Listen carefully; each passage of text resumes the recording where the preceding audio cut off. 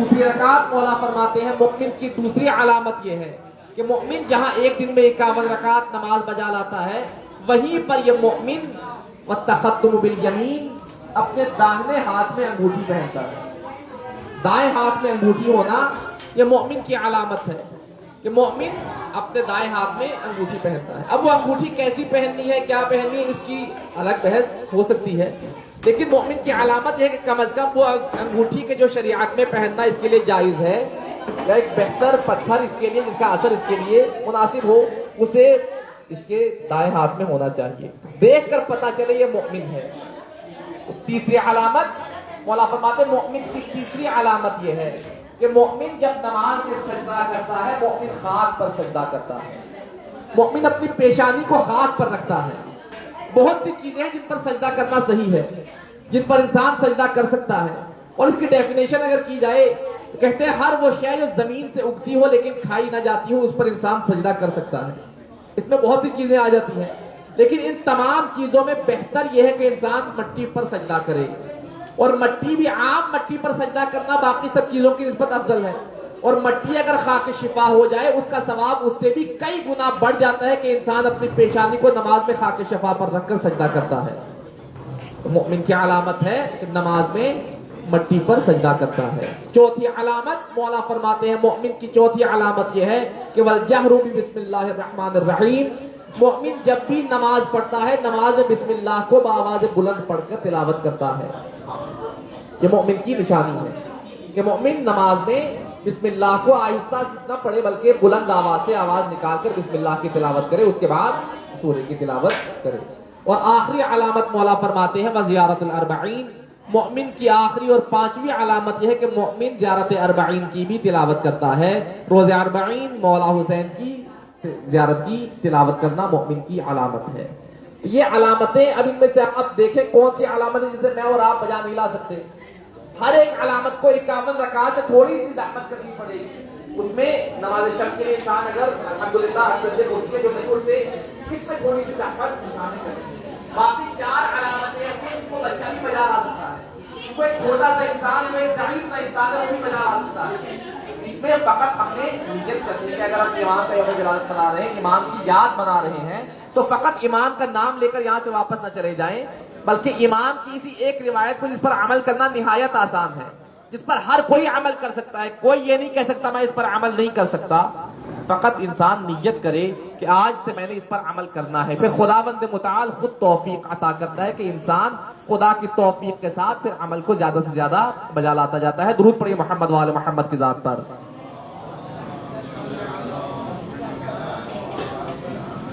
جس روایت کو سرنامہ کلام قرار دیا اور آپ کے سامنے تلاوت کرنے کی شرف حاصل کی، پیغمبر گرامی قدر حضرت محمد مصطفیٰ صلی اللہ علیہ وآلہ وسلم ارشاد فرماتے ہیں کہ ما اخلص عبد للہ 40 سواحا.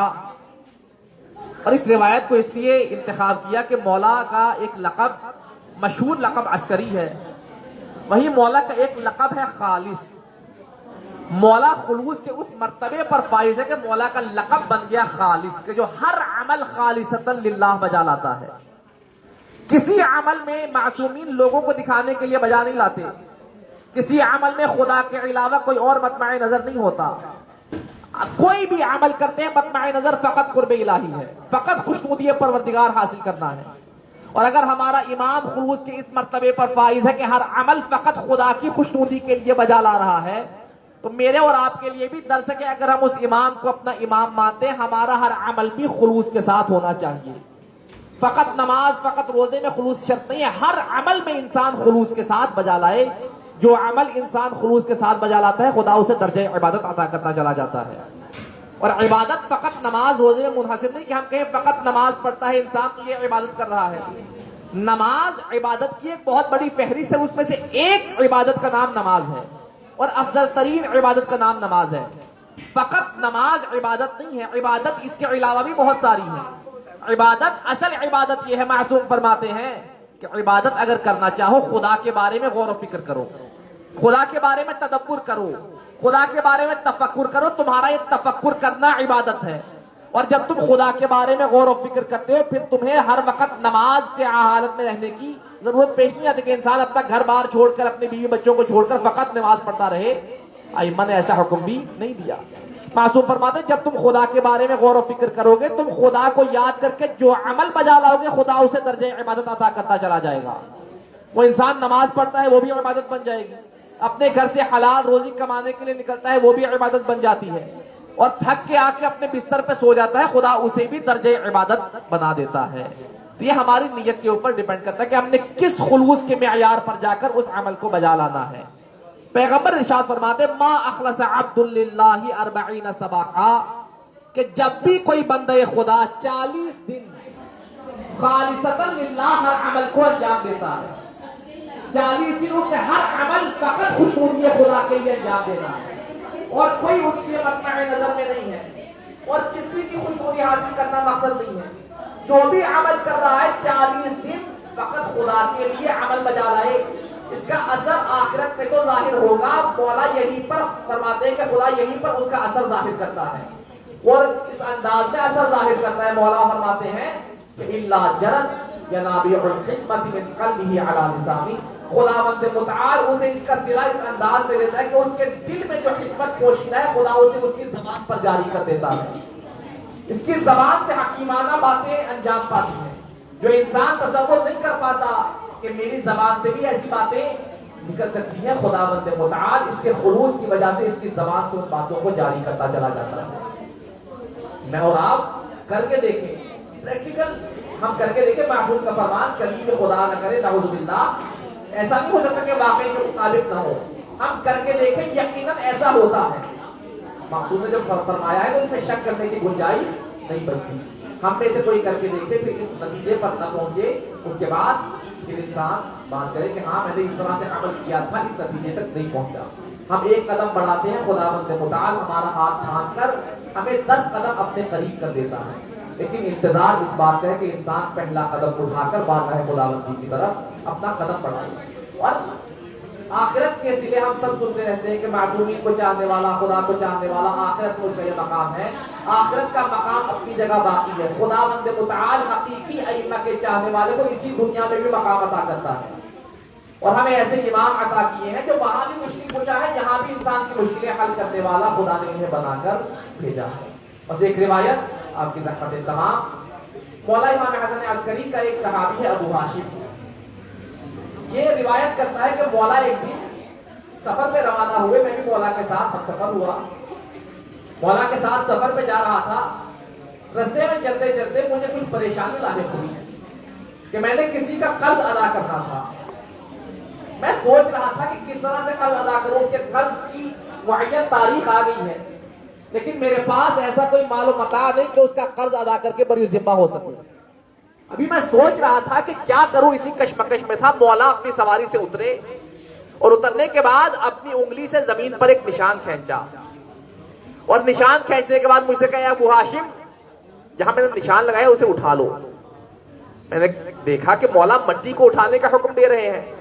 کہتا ہے میں نے جب اس مٹی کو اٹھایا جب میری نظر پڑی وہ مٹی تھی لیکن جب میں نے اسے اپنے ہاتھوں میں اٹھایا تو میں نے دیکھا کہ عجیب منظر ہے. وہ مٹی جو مولا کے ہاتھ لگانے سے پہلے فقط مٹی تھی اب جو میں نے اپنے ہاتھوں میں اٹھایا تو دیکھا وہ سونے میں تبدیل ہو گیا ہے. میں نے اس کو اٹھایا اور اپنے پاس محفوظ کر لیا. چند قدم آگے بڑھا.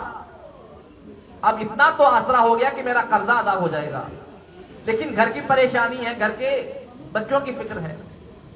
مولا سے کچھ کہا نہیں ہے فقط ابھی سوچ رہا ہوں کہ کیا کیا جائے. مولا نے پھر ایک نشان لگایا اور کہا ابو ہاشم اسے بھی اٹھا لو. میں نے اٹھایا اور وہ بھی سونے میں تبدیل ہو گیا. میں نے وہاں نہیں دیکھا کیا ہے کتنا ہے اسے محفوظ کیا اور سفر کے بعد واپس گھر آیا. اور گھر آ کر جب میں نے کہا کہ اب دیکھوں مولا نے مجھے کتنا سونا عطا کیا ہے جب میں نے آ کر دیکھا تو پہلے مولا نے جو نشان لگایا تھا بالکل جتنا میں نے کسی کا قرض ادا کرنا تھا اتنا سونا مولا کے اس ہاتھ سے نشان لگائی ہوئی مٹی میں تبدیل ہو گیا تھا. اور دوسری جگہ پر جب مولا نے نشان لگایا جتنا مجھے گھر میں ضرورت تھی اتنا مال مولا کے اس نشان کی وجہ سے مجھے وہاں سے حاصل ہو گیا تھا. مولا نے فرمایا اے ابو ہاشم کبھی بھی ہمارا چاہنے والا بن کر دنیا کے لیے پریشان نہیں ہونا کہ خدا نے تمہیں ایسے امام عطا کیے ہیں جو یہاں بھی تمہاری مشکل آسان کرتے ہیں اور وہاں بھی تمہاری مشکل آسان کرتے ہیں. ہم جتنا فخر کریں کم ہے کہ خداوند متعال نے ہمیں ایسے امام عطا کیے ہیں جو دونوں جہانوں کے لیے مشکل کشا بنا کر بھیجے گئے ہیں، دونوں جہانوں کے لیے حاجت روا بنا کر بھیجے گئے ہیں۔ خداوند متعال سے دعا ہے کہ بار الہا اس امام حسن عسکری علیہ السلام کے واسطے سے ہمیں امام کی سیرت پر عمل کرنے کی توفیق عطا فرما، اور ہمیں امام کی سیرت سے اپنی زندگی میں سبق حاصل کرنے کی توفیق عطا فرما۔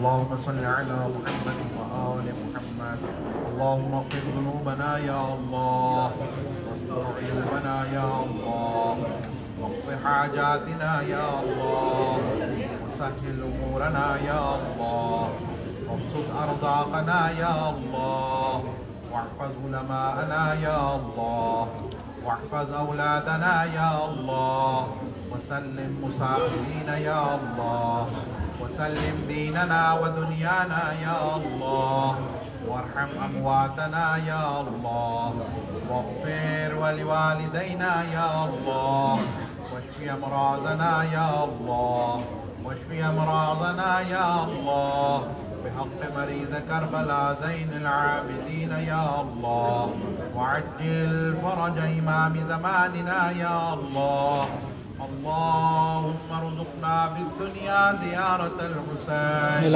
وفي الآخرة شفاعة الحسين واكتبنا من زوار الحسين واجعلنا من الباقين في مجلس أعداء الحسين واحشرنا يوم القيامة تحت لواء الحسين وادخلنا الجنة مع أنصار الحسين بحق محمد وآل محمد ربنا تقبل منا إنك أنت السميع العليم آمين آمين يا رب العالمين برحمتك يا أرحم الراحمين اللهم صل على محمد آل محمد تمام من نور درجات کے لیے بالخصوص بھائی صاحب کے والدین محترم شیخ محمد فیاض رحمہ تمام بلند درجات کے لیے ایک دفعہ الحمد اور 3 مرتبہ سورہ اخلاص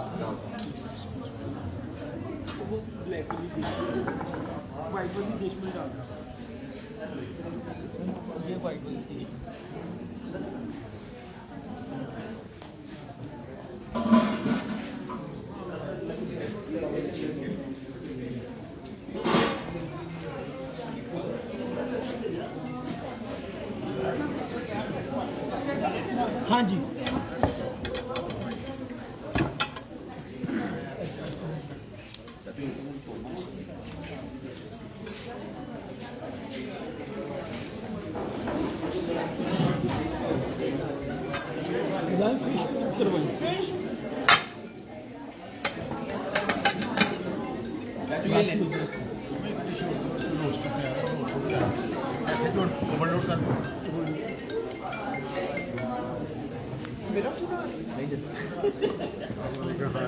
ٹھیک ہو بڑی لیٹ کرتا ہے